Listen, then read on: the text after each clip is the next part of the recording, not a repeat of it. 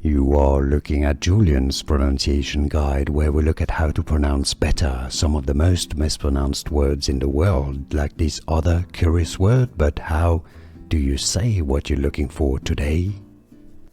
Let's learn once and for all what too many people mispronounce: the name of this French singer, artist, and the name of probably his most popular song to date.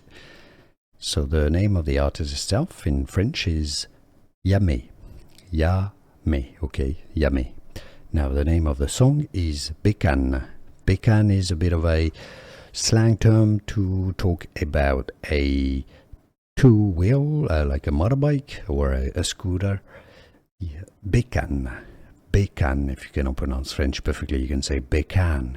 So Yamê, Bécane. Here are more videos on how to pronounce more confusing words and names too many mispronounced. Like this video if you found it useful. I appreciate your support. I'll see you soon and thanks for watching.